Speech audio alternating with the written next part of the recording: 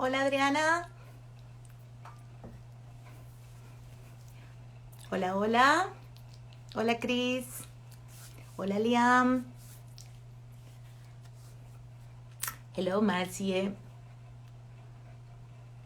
Hola Cris, Cris, Cris. ¿Qué tal? ¿Cómo están? Buenos días, buenas tardes. Hola Masao-san. ¿Cómo están? ¿Qué tal? Hoy, hola. Hola Sara. Qué bueno verles el día domingo. Hello to Belgium, Peter. Thank you for attending. Hola Marcie. Hola Romeo. ¿Cómo estamos, Meo Meo? Bueno, por acá veo que todos se van conectando poquito a poco. Hola Lore. Lore Box. Ok. Tengan todos un feliz domingo. Hello, my Princess Sandy. Hello to Greece. Bueno, ¿qué les puedo decir? Hello, Pink Lady. Hola. Hola, Juan Daniel. Hola, arriba Colombia. Bueno, me siento rara estando en día domingo. Hello, soy Yoro-san. Bueno, ¿qué les voy a decir? Hola, hola, Paula. Ay, bienvenida, Paula. ¿Qué les puedo decir? Me siento muy contenta el día de hoy de estar con ustedes en día domingo. Lo siento un poquito raro, pero por motivos de fuerza mayor nos tocó cambiar lo que es el vivo para el día de hoy, porque el día de ayer yo estuve súper ocupada y Beth, ella es una persona muy linda, ella me dijo, sí, María, hagámoslo el domingo. Entonces, acá estamos día domingo. Y tenemos a una invitada que a mí me encanta, que yo admiro. Saben, yo admiro mucho a todos mis invitados, la verdad. Vamos a tener a la grandiosa Beth Johnson. And we're gonna follow a mouse. ¿Qué vamos a plegar? Vamos a plegar un ratón. Fue el mismo ratón que Beth enseñó en la origami, en la maratón de origami, pero ella dice que esta es una versión mejorada y este tiene orejas. El otro no tenía orejas. Así que si alguien lo plegó en la convención, pueden comparar y van a ver que el proceso va a ser un poco diferente. Van a ver detalles. Today we're gonna be with an artist I admire a lot. She is Beth Johnson from the United States. She's a wonderful, wonderful artist. And you will see, she's a great designer. She has beautiful designs. They go from easy to complex models. And she's an artist with paper. And she has a very unique and special touch. We're going to talk to her about that. Y van a ver qué bonito. Today we're going to fold a mouse. I was telling that we're going to fold the same mouse that Beth taught at the World Marathon. But this time she's going to add some new folds. This is an improved version, she said, and it has ears. So we're going to begin talking to Beth. I'm going to look for Beth, and I have to tell you, Beth understands Spanish. Beth entiende español. Así que ella me dice que tiene que practicar mucho para hablar, pero entiende el español. Así que cualquier comentario, cualquier pregunta que quieran hacer, Beth los va a poder entender. Así que vamos a ver si está por aquí Beth. La vamos a traer ya y vamos a comenzar a platicar con ella. Así que veamos. Vamos a buscar a Beth. No quiero perder mucho tiempo porque tengo tantas cosas que preguntarle. Como siempre, yo. Veamos. Tiene que ser Origami Beth. Veamos. Origami Beth. Veamos si la encuentro por acá.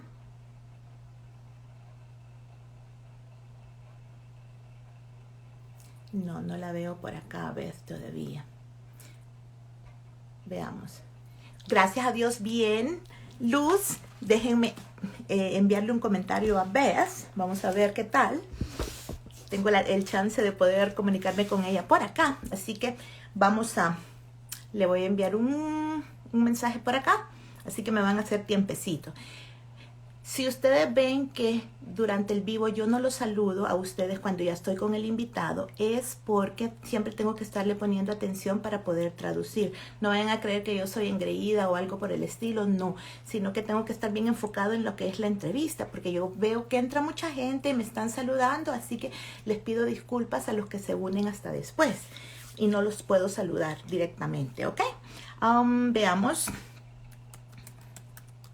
I was telling that sometimes I don't say hello to the people who join later when I am asking questions to the guest, and sometimes you are saying hello and I don't say anything, but I have to be so focused in the interview because I have to be translating. For that reason, I don't say hello directly. So I'm so sorry. Oh, there is Beth. I see her. Okay. Vamos a traer a Beth. Beth, I'm coming for you. Okay.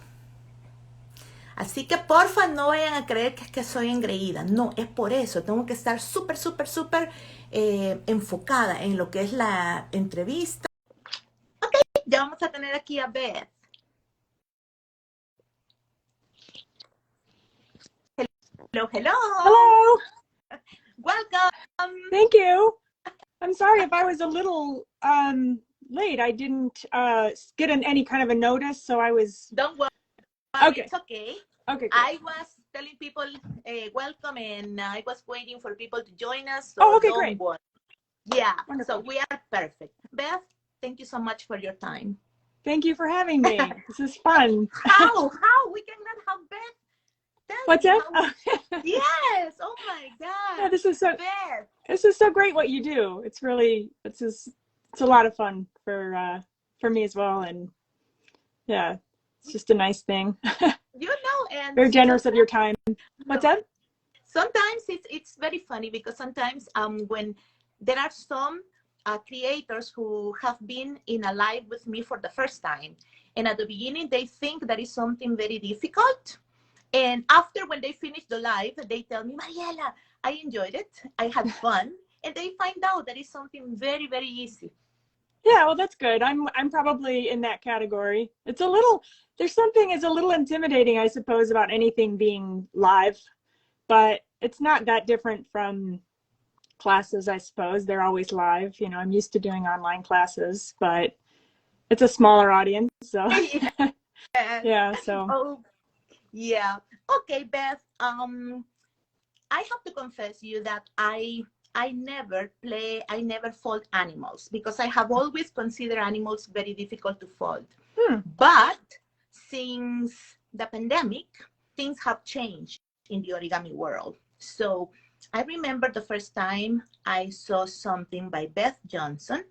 It was that beautiful lamb. I don't know if it's a lamb or a sheep, the one that has tessellations. And I said, wow, that's beautiful, because I never saw an animal with tessellation. And I said, who is she? And I began looking for information about you, but I saw that you had a lot of animals, and okay, I said, her work is beautiful. After the World Marathon came, and there was Beth Johnson's squirrel. Oh my God, that time I said, that squirrel is so beautiful. The tail, the details and the tail, I became your fan immediately. And after the origami days with the US, and you folded the owl, and I said, oh my God, how can I do that? And I did it. And I was so happy. Beth, your animals are incredible. Oh, thank you. I'm glad I got you. Very unique. They are very unique. Thank you. It's funny. I hear a lot of people say the other way around. They don't really fold tessellations, but they like folding animals. So my model's kind of this crossover for people getting into tessellations. But for you, it's animals. You've never, you know. It's funny how we all have our little niches, don't we? Yeah. Exactly. I don't fold tessellations and animals. I am a modular person. Okay. But I love tessellations and I love animals. I began folding tessellations with Ilan Garibi because I love his book, but I never saw a person who mixes tessellations with animals like you do. So that's my first question for you. What do you think your origami is so special and different from other origami? Oh, oh, that's a big question. I mean, I think that creators don't probably feel that way about their own work. You know, it's hard for me to see that. I think that I guess I I do really love patterns. I think I grew up also folding modulars and folding. There were tessellation books or pattern books, and so anything that was more geometric, I was kind of drawn to, and I was also drawn to animals. Yeah. So I kind of have both of those interests, and it's just going to naturally kind of combine them, I suppose. And I am, working on diagramming my models, and I just realized just how many. I mean, I could do an entire series with just the tessellations. It's not like that was intentional to kind of do that, but so I think that maybe there's definitely other artists that do that, for sure, and have been before me. But it's definitely something I have a lot. It's probably the majority of my work is that way. Maybe that's a little unusual compared to other artists. I like things really simple looking. So that if you know a lot of them, but the models themselves actually end up being more complex than maybe they look like. But I think a lot of times with the tessellations, there isn't that much else beyond the tessellation. It's just the pattern, and then there's just maybe a few more folds. So there's this kind of strange complexity to it that is different. I don't know how to Yeah, how to because I see describe it. in your models, I see pleats, I see spirals, I see tessellations. So your models are very unique. In all of them, you're going to see, and some of them are really, really complex, and some others look very simple, like you say. And even though they are very simple, they are so beautiful. Oh, thank you. Yeah, well, I guess I was trying to think, what was my point with that? I think that when I'm not using tessellations, I'm drawn to things that are, I wouldn't say simple, but kind of clean, so just kind of minimal lines, I suppose. Yeah. And in the same way in other or interesting lines, maybe that's what it is. Interesting, kind of more sculptural looking, which is why I like the tessellations. I'm definitely drawn to that in other people's work. And I try really hard. I love people who are very sculptural and very organic with Joao's work comes to mind immediately for me. It's just, and it's so creative. And when I try to do that, it's hard for me to kind of break out of my very geometric kind of mode and get into that more sculptural. And so, yeah, I don't, it's I guess an interesting thought for me, and how I approach my work, and what my design aesthetic is, or something like that. So anyway. Yeah, because we can recognize one Beth Johnson's design from many others. We can say, oh, that's by Beth Johnson. Yeah. Okay, Beth, let me tell a little bit in Spanish, okay? Oh, okay. Miren, yo le estaba diciendo a Beth que yo me enamoré del trabajo de ella cuando vi una oveja que ella tiene. Ustedes han visto la oveja que tiene teselado, porque el origami de Beth Johnson es muy hermoso. Sus diseños son complicados, diseños que son un poco sencillos, pero no como dice Beth, no es que sean sencillos, sino que son limpios. Entonces, ella mezcla lo que son las espirales, los teselados y lo que son los plisados, lo que se le llama pleats en inglés. Entonces, ustedes han visto la ardilla de ella. Yo le pregunté a ella qué es lo que ella cree que hace diferente su origami. Y Beth me dice que ella se inspira mucho en lo que es la naturaleza, y a ella le gusta mucho incorporar lo que son los teselados, le gustan mucho los diseños relacionados con la naturaleza, y también le gustan los diseños que son muy orgánicos, con plegados simples. No simples, sino que plegados que se vean limpios. Entonces, así es el origami de Beth Johnson. Beth, when I was watching a YouTube video about you, that it was about paper tigers, I think. Oh, yeah. And I loved it. I loved that. And I invite people to look for that. It's a very short documental about Beth Johnson, and you're going to see her diagramming, folding. And I love one of the answers that you gave about what you feel about when you are making origami. So I would like you to share a little bit about that. What do you feel when you are in the origami world, when you are creating? Because I heard your words and I said, I never heard those words before. I don't remember. That was a couple of years ago when I did that, so I'm not sure what I said then. But don't worry. Yeah. But you mean when I'm creating and I'm folding? I guess when I'm designing, it's just a very it's hard to. I'm unprepared for this question. It's such a big question. It's kind of sometimes it's like getting in the flow, you know, where it's a very meditative kind of process that feels very natural and very with other things that I enjoy, other outlets, creative outlets, let's say, and hobbies that I have. I struggle with those in a way it's fun, enjoyable, and I can get into the flow, but there's never this ease of process that feels very, almost kind of like, just natural. And that is how I feel when I'm folding. That feels, if they're all these hobbies that are creative outlets that I enjoy, but they don't feel the same way as they do when I'm doing origami. I guess it just feels very special. It feels very, and sometimes even kind of, there are these moments that you have when you discover something. I think that's part of it, is there's this puzzle solving exploration part of the process that's extremely fulfilling and rewarding in ways that I don't find with other artwork or other things that I do, that is addictive and very soul filling, and yeah, I just love. So feel very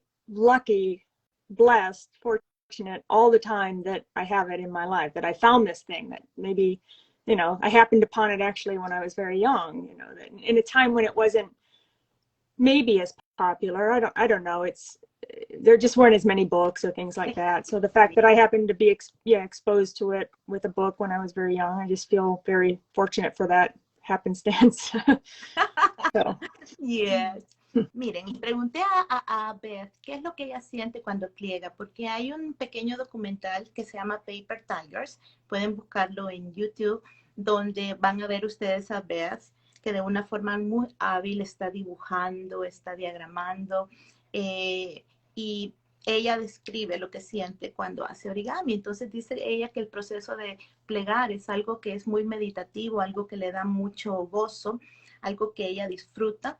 Entonces, es un proceso que a ella le encanta, especialmente cuando ella tiene nuevas ideas y ella va a crear. Entonces, es algo que ella disfruta mucho. Ella tiene muchos hobbies, pero dice que lo que ella siente cuando ella pliega origami no se compara con los otros hobbies. El origami es lo que más satisfacción le da a ella. Beth, you told us that you began folding origami when you were very little. Mm-hmm. And do you remember what was the first model that got your attention, or what was the hook that took you into the origami world? I don't remember the first model, but I do remember the first. I have the book that I actually got as a gift from my father for Christmas. There's a little inscription inside, which is I just actually happened to find a couple years ago, and I remember folding gifts from that. It was a Christmas book, so it was, which is something that I actually continued, you know, to do and still do. So I folded all of like a series for Christmas, like a Santa and his sleigh and things like that, and gave them to my family as gifts. So I guess, I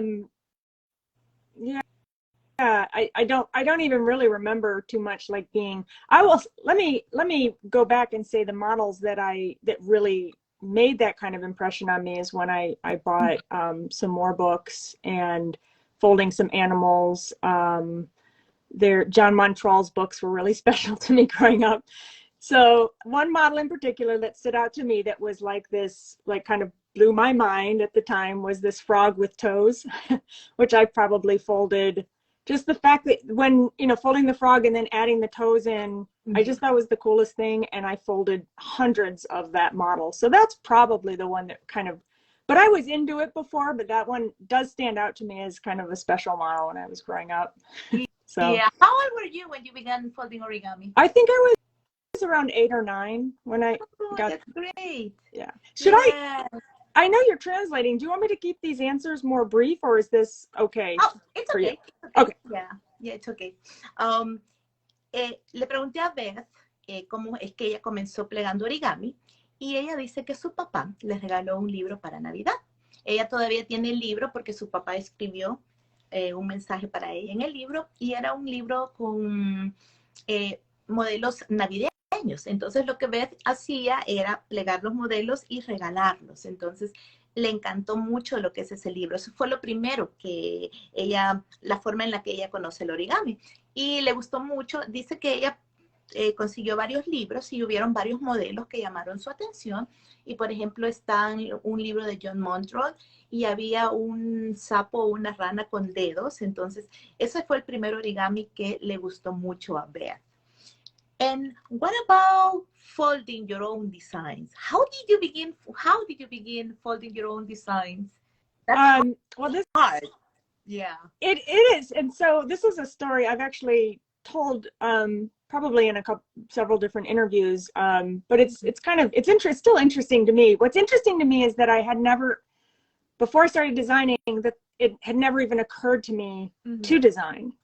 So a big part of this was, you know, I folded by myself and I just folded from books my whole life. And then, you know, people started sharing work online and things like that with the internet. And I started to look for designs online, realizing that people were sharing some of their instructions or things like that.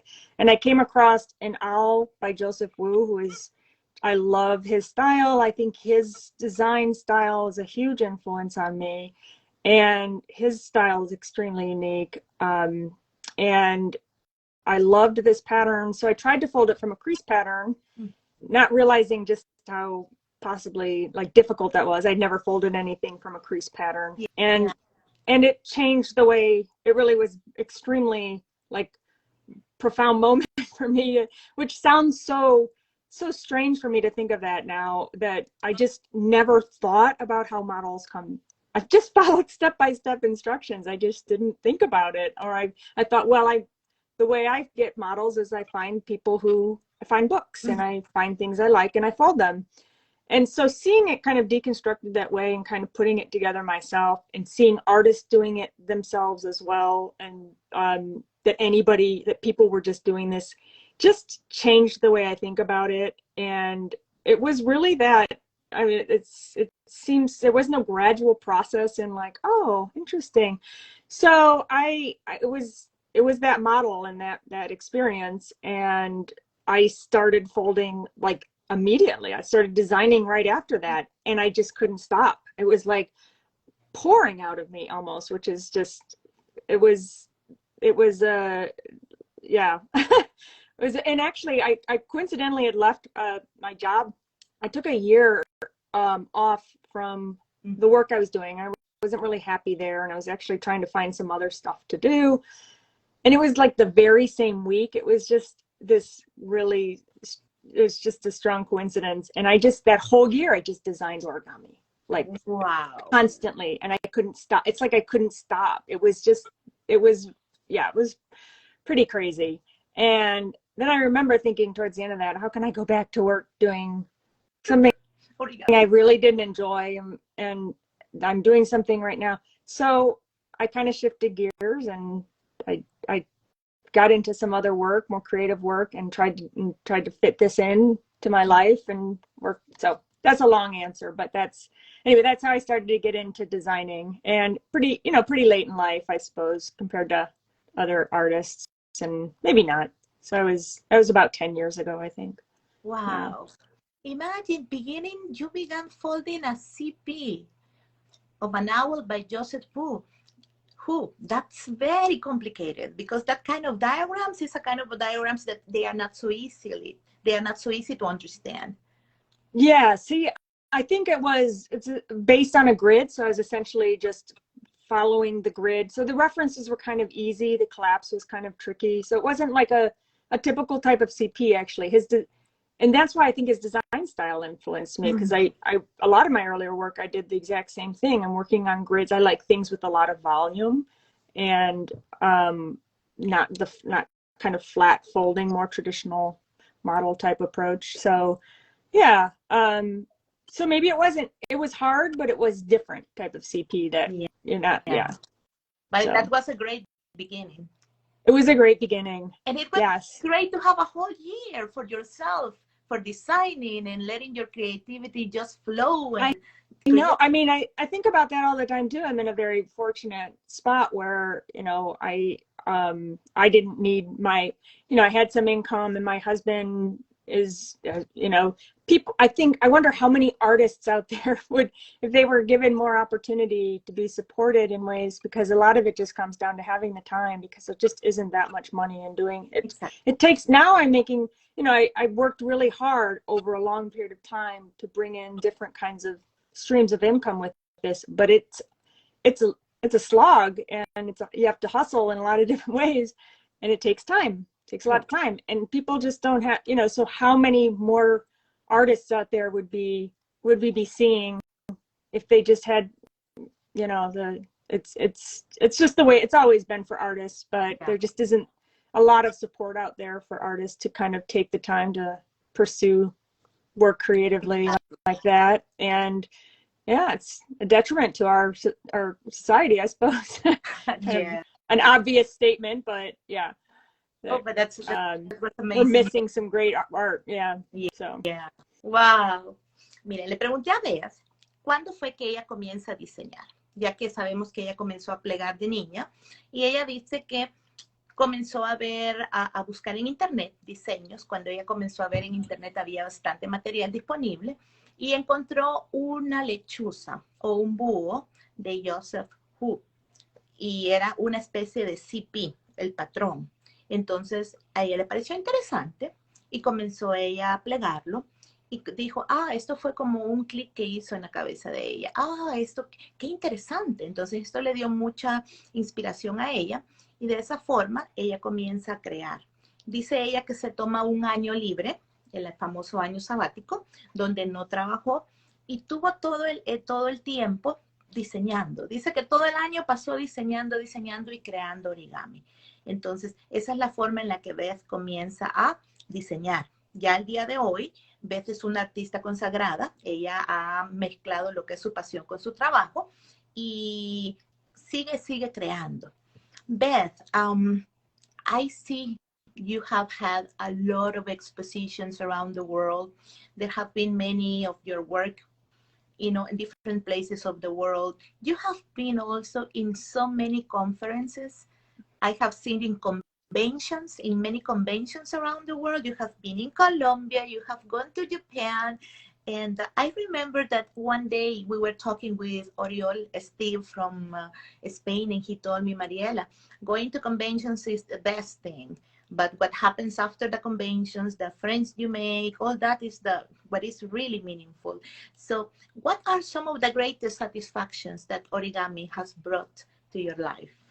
Well, I think that's a great question and a great point that Oriel makes. Like, that's something that I mention a lot, is that this community within origami that I think is extremely unique and special,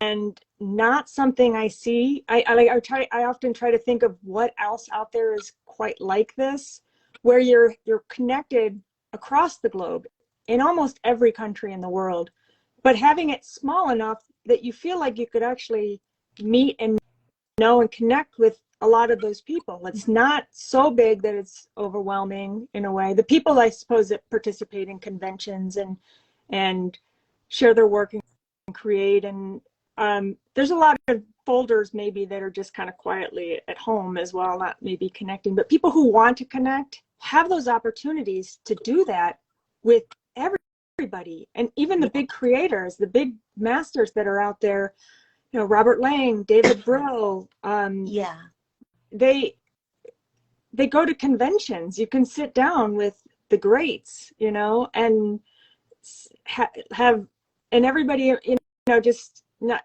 it's just really interesting. And all those people are still alive. Like, it's just so new in a way in that regard, like in terms of this prolific design, you know, that the origami's old, but this creative, you know, creating new designs is relatively new. So you have most of the big influential creators still very active, still participating, going to conventions, very accessible. So Tomoko Fuse, for example. Tomoko Fuse, exactly. I mean, I grew up folding her books, and then to meet her and actually like spend time with her. I mean, I feel like, and the same with Robert Lang, you know, they're almost like these celebrities to me. They are, and I feel just these moments of like, just again, and it's not just that. And I'm focusing on talking about how everybody in the community is accessible. What Oriole's talking about, these experiences, what I love so much about origami is being able to connect around a love for something that, you know, that we share, this love for, passion for this art that kind of transcends language and cultural boundaries and everything like that. And I can travel to Colombia, or where are you in? Where are you actually? What country? I'm in Canada. Oh, really? I'm in Canada. Yeah, oh, I didn't. I'm in Canada. Yeah, but I am from El Salvador in Central America, but I live in Canada right now. And before that, I was living for a long time in Japan. So yeah. Oh, wonderful. Yeah. So you have these immersive, connected experiences with people that maybe you can't even actually converse with very well at times, but you still feel like you're having this connection. Or just and because it's an art where I'm going and teaching as well, for me, I get that additional, just this fulfilling, you know, part of it where I'm, as cheesy as this might sound, I have this thing that I do that I go and share with other people that makes other people so happy, because, you know, the only way they can learn it is if I or somebody else teaches their creations, and then that comes back to you in tenfold, and the feeling that you get because of that gratitude and appreciation.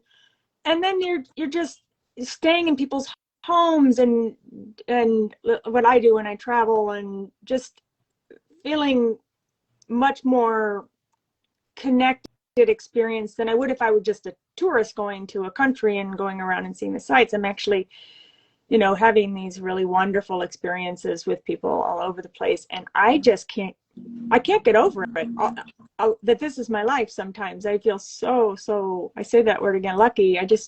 I love that. I get really emotional about it sometimes, actually, about how fortunate I am. I mean, when I was in school and the types of things I was studying, I wanted to travel, I wanted to work abroad. I did some study abroad. I did some immersive travel kind of when I was younger. But it's hard to do that with a job. And the fact that I'm actually doing that now, it worked out in not a way that I had planned at all. And I just feel really, I feel really lucky. Yeah. I love that, origaloki.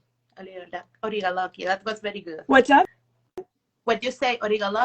Mm-hmm. Oh, yeah. Yeah, I do. Great. I mean, I never take, I'll say as well, never take it for granted. I just feel like I'm just enjoying these opportunities, just what we're doing here. I think the fact that we can do this, and like you said, the pandemic changed things. It's been really hard in a lot of ways, and I haven't been able to travel, but I feel like so many opportunities to teach and connect, and so many other teachers who were learning from that maybe couldn't travel, didn't have those opportunities, or didn't have the funds, or the, you know, weren't really. So we're getting exposed to more creators and teachers, and it's just been there's definitely a lot of silver linings in this for the origami community, and I don't think that's going to go away when hopefully things return somewhat to normal. Yeah, eventually. yeah, I imagine.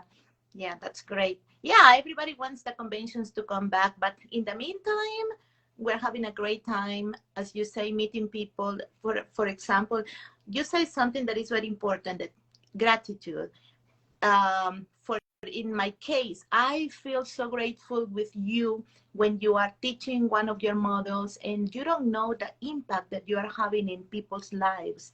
You have a big impact and you are touching lives, and to have something, imagine to be that you learn folding with Beth Johnson in a convention, in a class, that is something that is wow. And sometimes this can be something like a routine for you because you are going to so many conventions, but there is something that stays in the person who attends those conventions. That is something that is going to be like a treasure in the heart and in the soul. It's something special that you give us.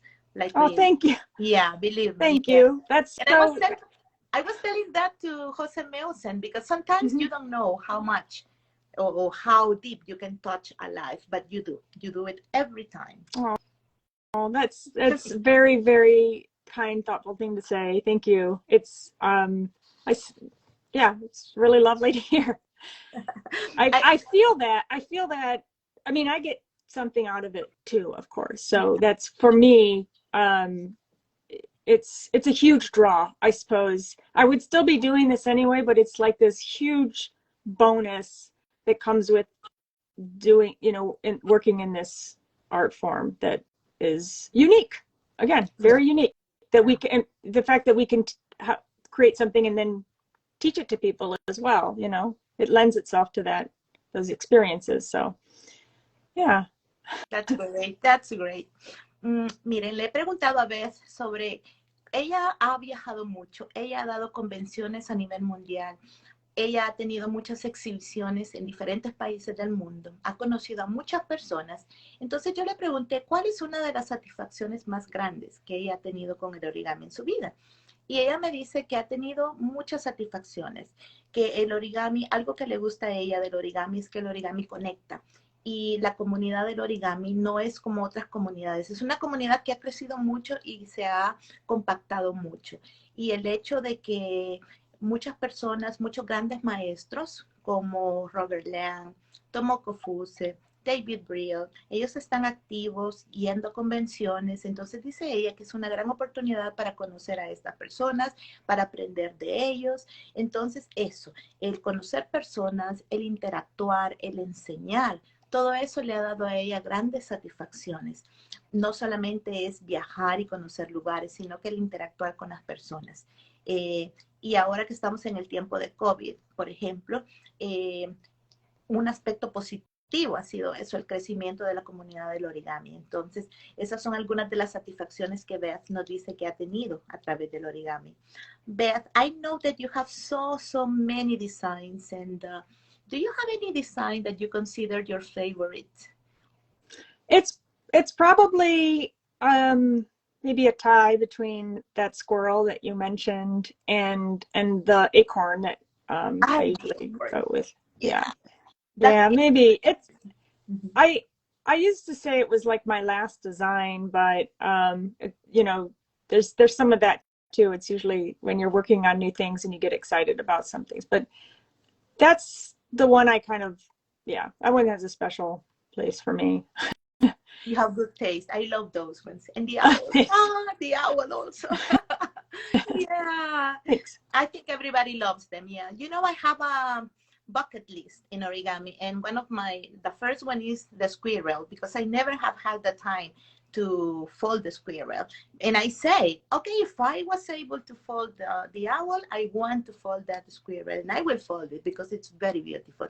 And the acorn, wow, that's a masterpiece. All the details, and I love to see how you were diagramming in the video. So that's very complex and beautiful work. Thank you. Yes.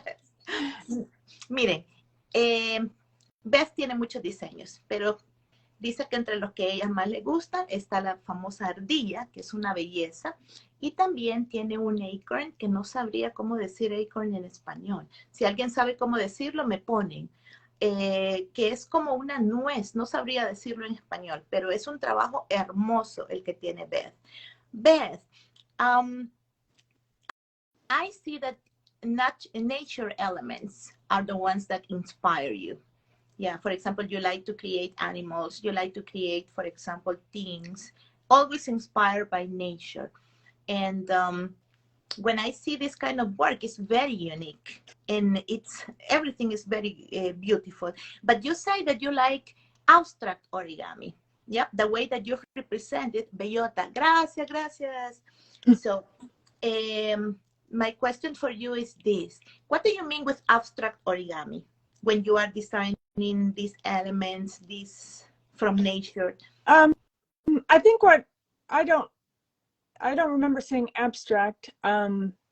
Maybe I did. Maybe I used the word and meant something else. But I think what I like are more stylized pieces, pieces that aren't.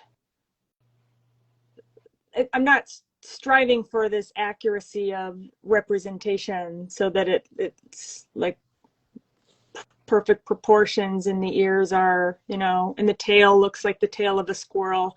I'm looking for, stylized is the word I always fall back on, but something that's, I guess, a more abstract representation, or you're kind of reducing it to kind of critical lines, or just making it something. Honestly, it's just something that's interesting for me to look at aesthetically, and just interesting lines, and something that I think is pretty.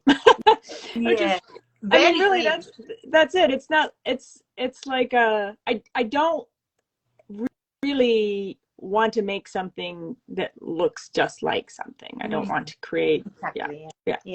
Yeah. Because I have seen some, and I respect the work by some artists who make something like a person, and it looks really like a person. But I just think, oh my God, all the work that you put into folding that. Sometimes if you want to fold it, you're going to fold it only once in your life, and after you don't want to fold it again. But when I was folding your owl, I folded it like 4 times. And only one worked because my paper ripped in this part. And I was, oh my God, the paper. And that's my next question. You make your own paper, right? What kind of paper do you use? No, I don't make my own paper. I alter a lot of paper. So like a lot of my models have a color change, which means I have to put back coat 2 sheets together. Or I'll paint paper. So I think the ones that I tend to fall back on a lot are, and depends on the model that I'm looking at. I like to use the paper that Michael LaFosse makes now. I'm using more handmade paper. I love his paper. And there's a little shop in Ohio, the state that below me, it's not too far away, that makes their own paper as well. Paper Circle. And then there's John Gerard, he's in Germany, and I love his paper as well. It's just got a unique, beautiful line of kind of heavier. So Michael LaFosse or Paper Circle are kind of more thin, typically more thin. Michael makes everything, but the sheets that I can get access to that are sold. But those are the 3, and then an elephant hide. I use that a lot actually too. So and we'll paint that. I think it works really well for tessellation. So it tends to be models that I use when I have some pattern pieces. So yeah. And then when I've been in Japan, I've bought all kinds of handmade paper that's just not. I don't really know, exactly what it might be. It's unique to that place. It's a problem because then I'm afraid I don't want to use, like, I have to save it for that perfect thing. I have a lot of paper like that, but paper's people don't realize just how, people in origami do, but other people, how important it is the medium you're using, and you don't really have as much control unless you are like Michael LaFosse, making exactly what you need. Mm-hmm. You really have to work within what you have, and sometimes it's a real struggle to find something that works good for what you've designed. Exactly. Yeah, it takes a lot of time. For your designs, especially your designs that have so many details. Yeah, you want need paper. Yeah, especially with a color change. It's got to be you need this like weight that's perfect. Like the thickness and the weight needs to be something. So you're sandwiching two sheets together to do that. It's hard. It's a struggle. I'm not so great at it. But yeah, and there's models I have that I haven't found the right paper for yet. You know, that's kind of a thing that happens. So yeah, I wish I had more. It's so much work to make your own paper. What Michael LaFosse does. Actually, Richard, his partner, who's I think taken over most of the paper making. It's an incredible amount of work and takes years to really perfect it. And it's not something that I really think is doable for me. I don't have the time where, I think, but Great. Le he preguntado a Beth Johnson, antes que nada le pregunté sobre su origami, porque el origami de ella es un poco más abstracto. Entonces ella me dice que la palabra correcta sería que el origami de ella es más estilizado. Ella no busca hacer proporciones perfectas, por ejemplo, la cola de una ardilla que parezca la cola real de una ardilla, sino que ella busca plegados que sean estilizados, plegados elegantes, que sean especiales. Entonces, eso es lo que ella busca en sus obras de origami. Y estábamos hablando un poquito sobre el papel, porque yo le pregunto qué tipo de papel utiliza ella, ya que el papel es algo muy importante para las personas que crean su propio origami. Y ella dice que últimamente ha estado comprando papel hecho a mano, como el del señor Michael LaFosse, que tiene excelente papel. Le gusta un papel alemán también, y lo que ella hace es que lo pinta, porque ella busca que el papel siempre sea bifaz, porque ella hace cambios de color en lo que son sus creaciones. Beth, today you are going to teach us a very cute mouse. Yes? That's a very cute mouse that you taught in the convention, but you told me that today's mouse, it's different because it has ears, right? Yes. So it's a little bit different. So I hope that if there are, people who participated in the marathon will it's something I actually regretted. It's a variation that I had been playing with that I kind of forgot about, and then was motivated because I hadn't folded it in a while to kind of, finish that. So I kind of regret that I didn't have that ready for the marathon. And so hopefully it's enough of a difference for people that this will feel like, worth if they folded it before. So okay, thank you. Beth nos estaba hablando del diseño que vamos a plegar ahora. Ese ratoncito que plegó ella en la maratón. Lo único que para el día de la maratón, el diseño que va a plegar con nosotros ahora, que nos va a enseñar, no es el mismo porque le agregó unos detalles como las orejitas, y dice que para ella fue una lástima que no lo hubiera tenido listo para la maratón, pero lo va a compartir con ustedes, así que vamos a tener el honor y el placer de plegar con Beth Johnson el ratoncito. Así que estén listos, preparen su papel, necesitan solamente una hoja, tiene que ser bifaz, porque Beth Johnson ha utilizado lo que es una variación de color. Así que preparen su papelito porque vamos a plegar con Beth. Ok, Beth? Okay. We have the pleasure and the honor to fold with you, and we are yours. Okay, thank you. Okay. All right, I'm going to switch my camera over. I'm going to turn off the comments. Voy a apagar los comentarios para que podamos ver. Así que preparen su papelito. Veamos. So I guess I need it like this. Okay. Ya van a ver que es un ratoncito muy, muy bonito. Parece un ratón de verdad, un mouse. It looks like a mouse, like a computer mouse. I like it. See. I just need to make a few adjustments to get. Don't worry. Don't worry. Thing is kind of. Meanwhile, people, get your paper. Consigan su papelito. Vamos a pegar el ratoncito. Ya lo van a ver. Well, let me see. I've got just trying to get this more level. Okay. Okay, that's better.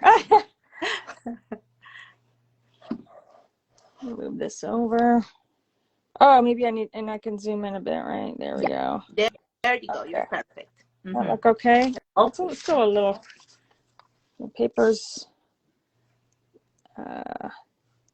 I'm actually gonna, all right. Yeah, there it is. Let me move my paper. Okay. I guess my lines shifted, so just let me know if I get out of screen. Okay, don't worry. That's the one thing I'm a little, because I lose track of what I'm doing, and I do that all the time. Okay. Don't worry. So, okay. It's very strange for me to not be able to see.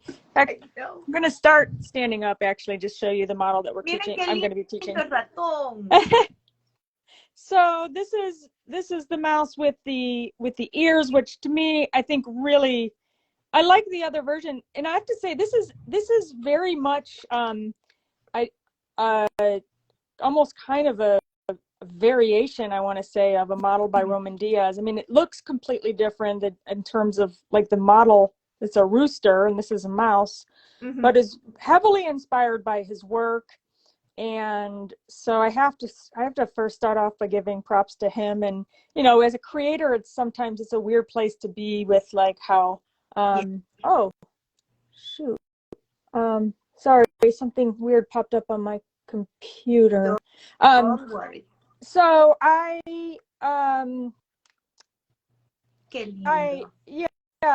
lot of us get inspiration from other artists, and I love holding other people's works, and that's great. That's great, because that's the way that you grow and you learn. Yeah, so I just wanted to acknowledge that, and then with the addition of the ears, I feel like it really stands out even a little bit more as not as different. So anyway, so this is the model we're folding, and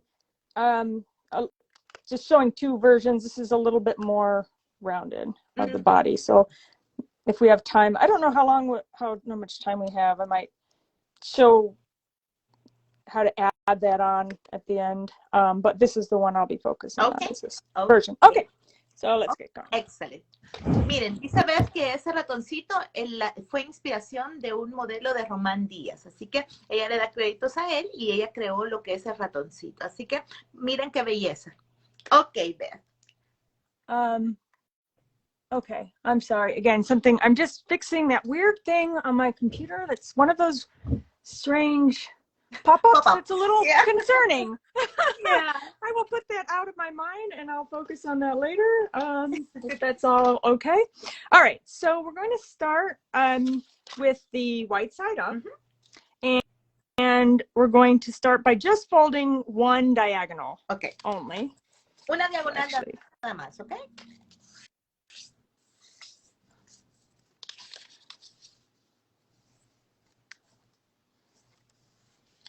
And then unfold that. And actually, we're going to fold, start with the kite base here. Kite base, so, yeah, we're going to fold this. When I fold it at night, I know when I fold my mouse, somebody's going to take it. My son, he takes all the models, animal models, to his room. Oh, yes. I love it. Yeah.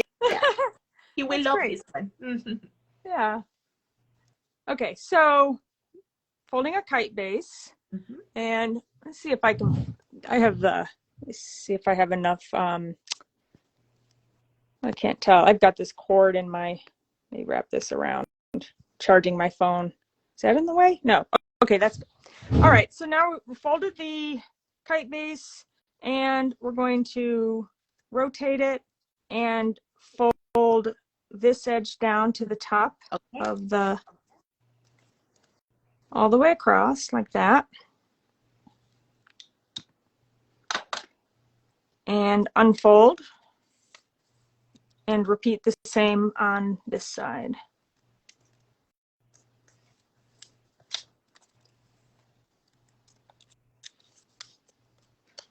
We're not making a rabbit ear fold. Okay. So just, it looks like we are, but we're not. We're only putting those two folds in, those bisector creases. No vayan Okay. a creer que va a ser el pliegue de la oreja de conejo, así que solamente de esa forma, no, no se va a hacer de otra forma, ¿ok? Okay. So now we're going to unfold these, the kite fold, and we're going to turn it over, and we're going to fold this tip down through this intersection here, and I don't know if you can see that. And the easiest way to do that, I think, is actually aligning these creases below with the crease. Ok. That. Okay. Tienen que alinear bien esas rayitas, miren, que queden bien alineadas desde el punto de intersección. Okay. So now we're going to turn the paper over. And we're going to fold this bottom point up to the top.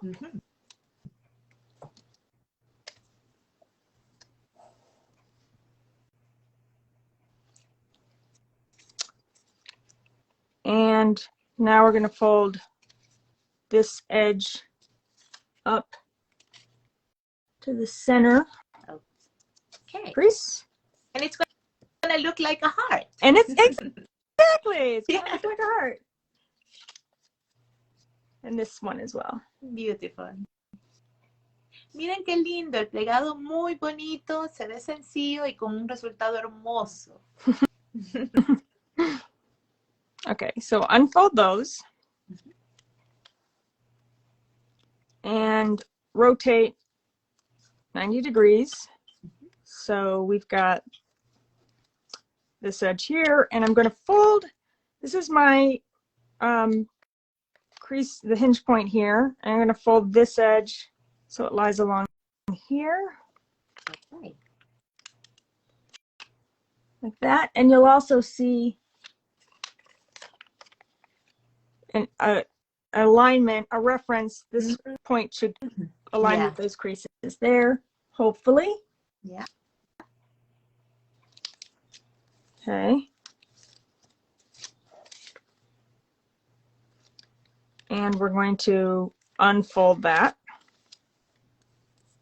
and rotate 180 degrees and do the same thing on this side. So we're taking this edge and line it along this raw edge.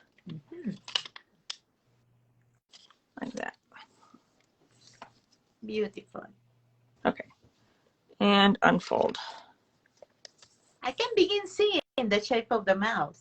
Yeah, here's this little body here. Yeah. Okay, so now we're going to turn it over, and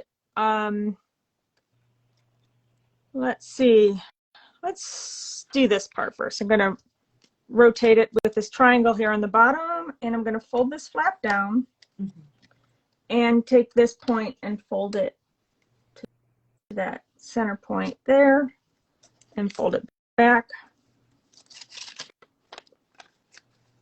And then, actually, I'm going to wait on that.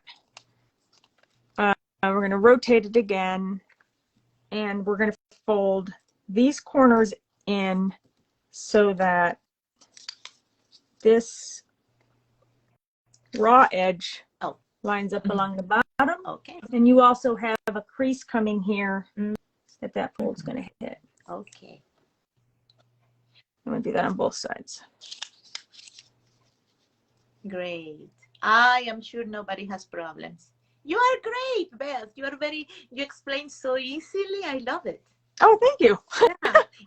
Even with the complex models, you explain so well. Thank you so much. It's good to hear. Okay, so next thing we're going to do is we've got a mountain fold here. And I just want to reverse this mountain fold partially up to this crease line. So I want to make this part right here, where up to where it hits here, a valley fold. Okay. I'm just going to fold that back on itself. Mira, ahí and you can see, van a invertir lo que es ese montaña en valle, pero hasta este punto, no va a ser completo, miren, sino que hasta este punto donde está la línea.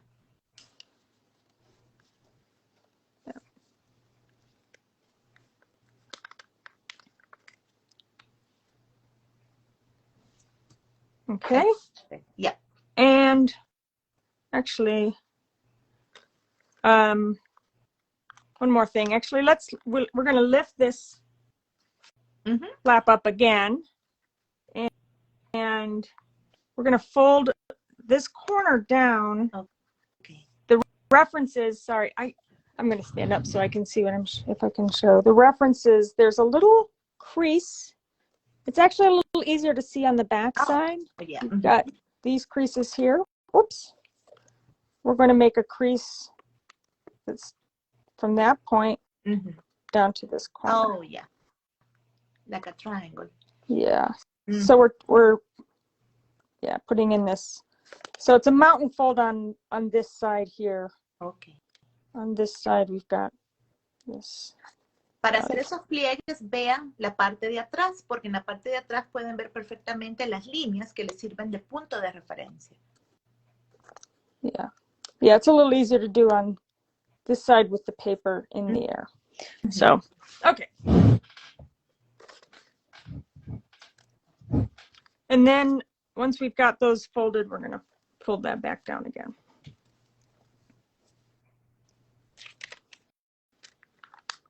Okay. Now we'll turn it over and we're going to fold this flat back again. So we've already got that crease there. Okay. And we've got this valley fold that we just reversed here. And we want to fold along that valley fold. This is like a half of a petal fold. This point's going to come to the top. Okay. And then we're going to just press this paper flat along the side. So it runs vertically like People that. are throwing a lot of hearts. That means that they are doing it well. Oh, good. Yeah. So I'm just going to repeat that. So it's here, lifting up and squashing. Making it flat. Yeah. Okay. And then we're going to unfold that. Actually, no, that's good. We'll unfold that and repeat on this side. Okay. Vamos a repetir lo mismo del otro lado. Lift. Levanten y aplasten. Yeah.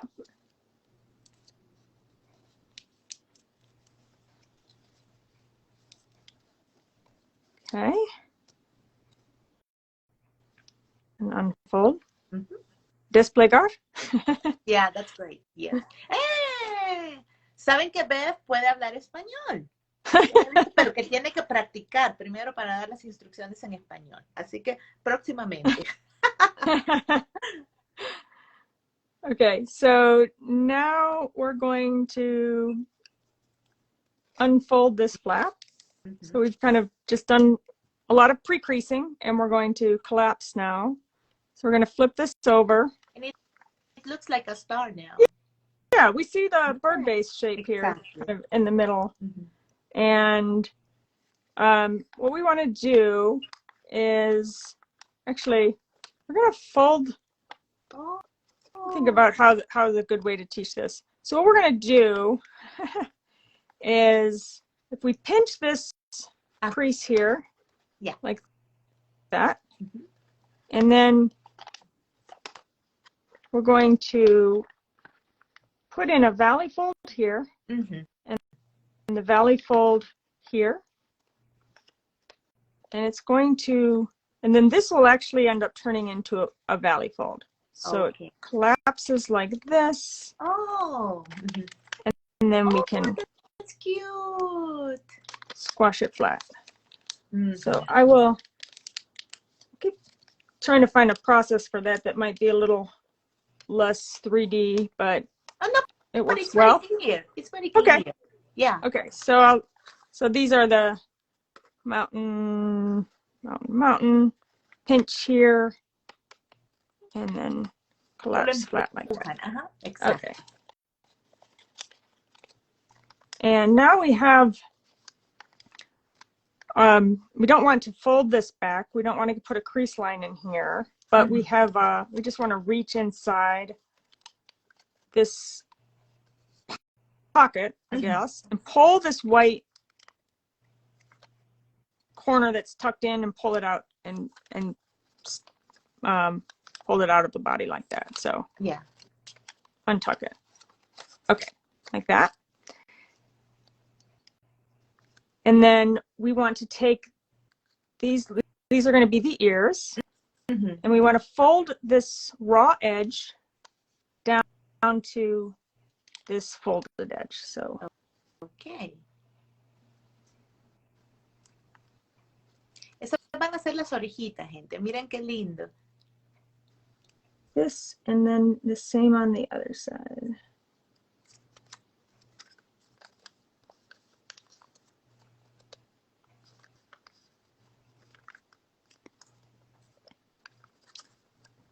Okay.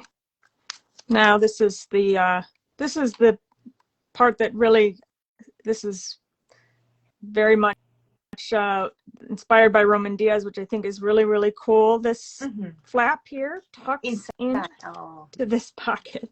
Yeah. It works so nicely. Oh, yes. Esa parte precisamente fue la parte que inspirada del diseño de Román Díaz. Miren qué lindo. So these are both locked inside there in the pocket. And it's like that. So now if we lift it up in the air and open it kind of like a cup almost, we've got a flap on the inside that's going to go off to one side. And we've got these creases here, which are, this one is already a mountain. This one is in the wrong direction. We want to put in a mountain fold and a mountain fold on both sides. Mountain, mountain. So I'm just going to start by kind of pre-creasing those. So like that. Yeah. And then this one. It's a little awkward. Okay. So. Oh, that's the thing. That's going to be the Whoops. thing. I love what your I wanted, mouse. Believe me, I love that little mouse. Thank you. So what we want to do, it's not really flat here now. I want to just take this tail all the way up, and then I can actually collapse everything flat. Wow. So it's tucked up to the front there. Oops. Okay. And now we want to open this up on the bottom and take this flap for the tail, fold it back, and then close it again. There's the tail. There's the tail. Yes. So the to make it 3D now, this is you want to reach inside and spread the layers apart, so you've got a point here and a point here. And we're going to open those up. We can use our finger inside to fill that out. And it looks, ya queda 3D. Looks like that from the bottom. Oh, that's so cute.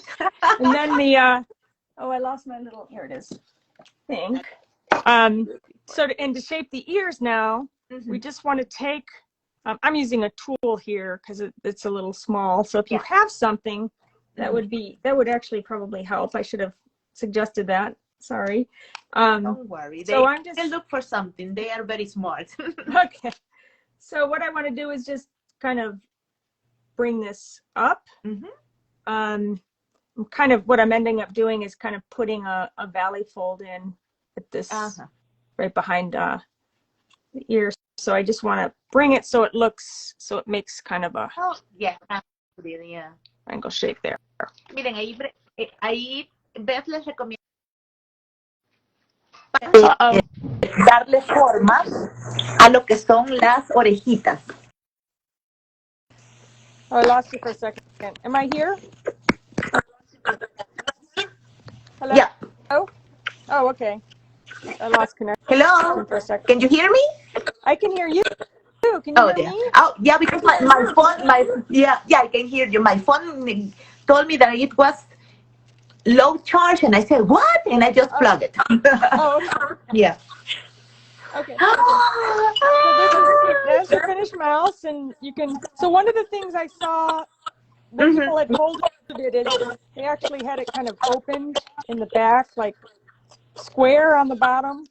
So it's actually completely closed right here, and it's just kind of rounded.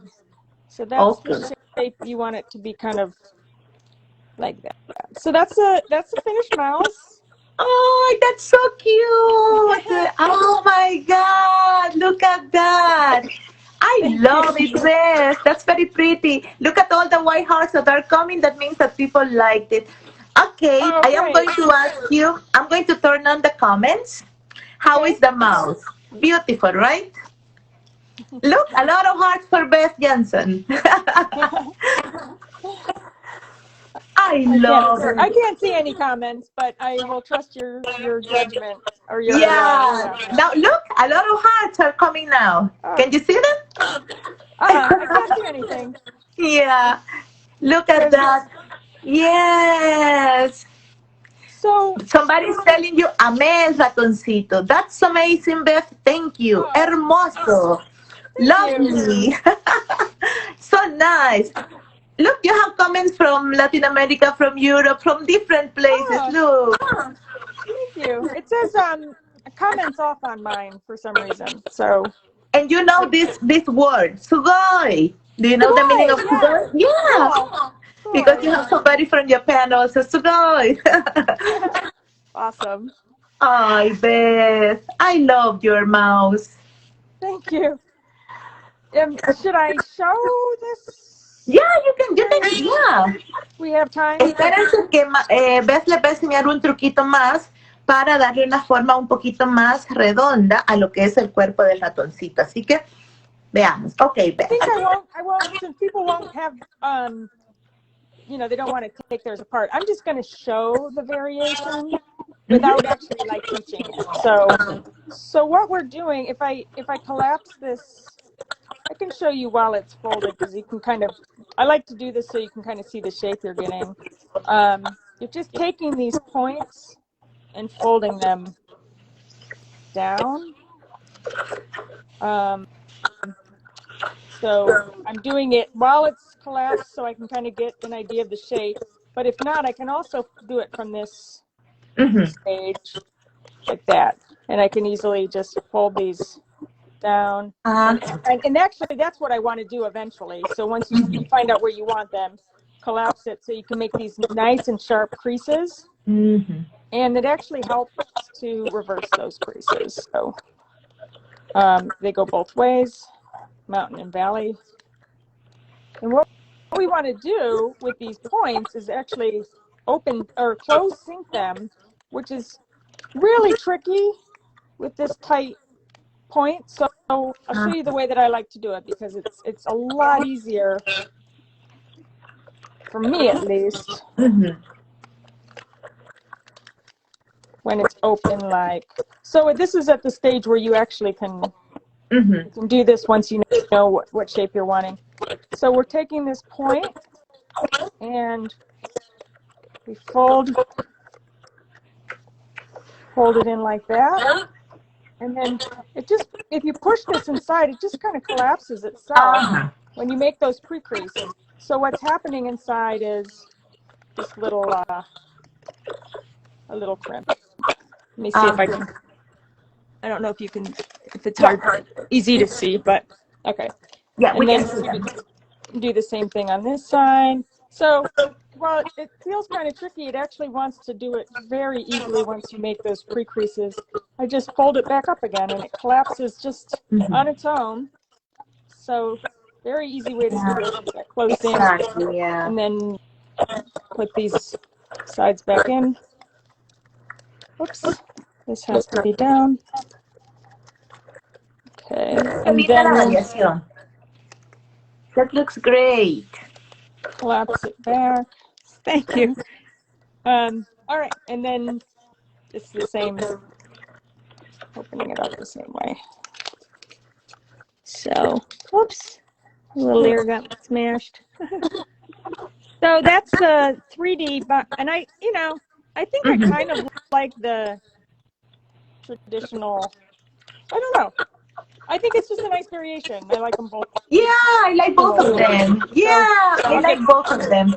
Yeah, it's a little bit just a variation. That's Nice. beautiful. And then you can do fun things with the tail if you want to kind of like roll it and Yes. shape it Más like ideas para trabajar con la colita. Miren qué lindo. Ahí ustedes le dan su toque personal. Ay, qué lindo. So beautiful, Beth. Thank you so much for allowing me to teach or having me here to teach. Get A ready lot of because you're fun. going to see your mouth folded many times. A lot of people are going to tag you.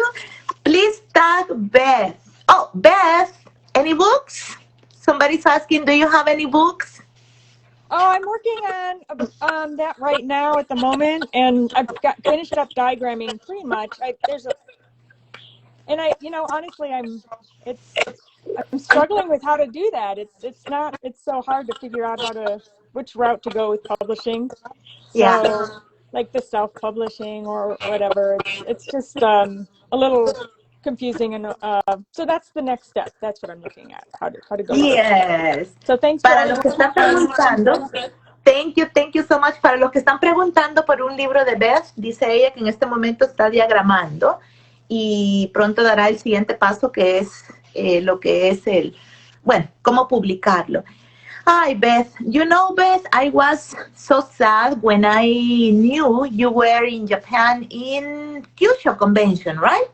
Mm-hmm. You were in 2018 there. I can't remember which year. I'm really bad with stuff like that, but Yeah, that sounds about right.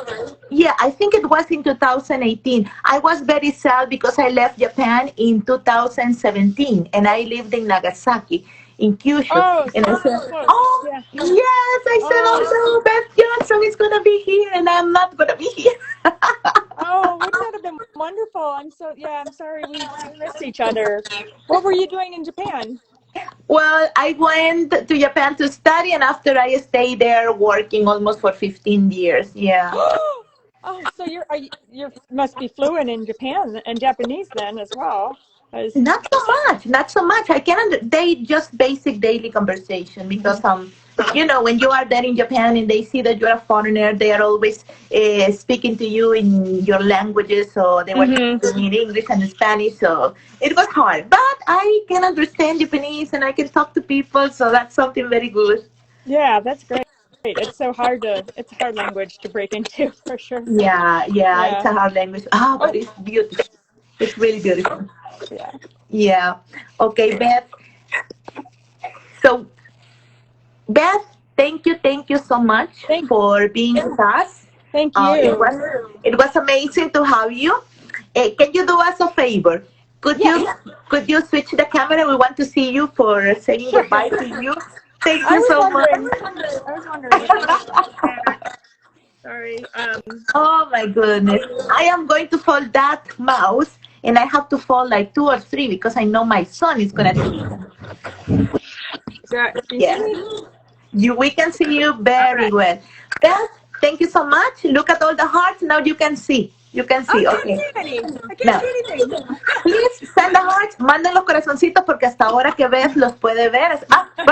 There you see when people are throwing the hearts. No, they're not showing up for me for some reason, but I take your word for it. So thank you, everyone. Thank you so much. Thank you so much, Beth. Beth, tell us something in Spanish? Vamos a pedirle a Beth que nos diga algo en español. ¿Qué? ¿Cómo? Can you tell us something in Spanish? Whatever you want to say in Spanish. Oh, what do I want to say? ¿Qué cómo decir en español? No puedo practicar español mucho, entonces no puedo hablar muy bien. Tengo que practicar más y me gusta oportunidades a hablar en español, sí, pero no hay mucho aquí. No sé, me gustó Origami y la oportunidad a enseñar hoy con su Instagram live stream. ¿Qué más?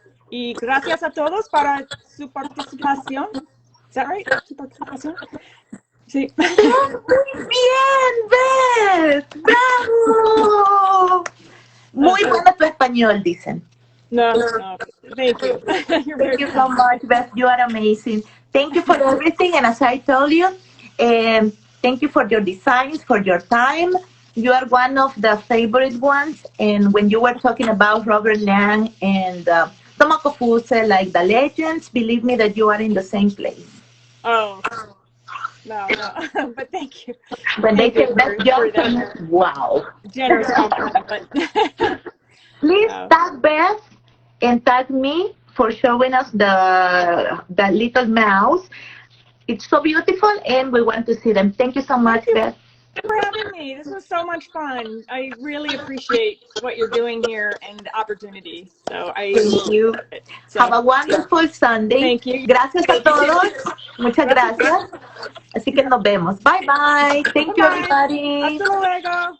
Hasta luego.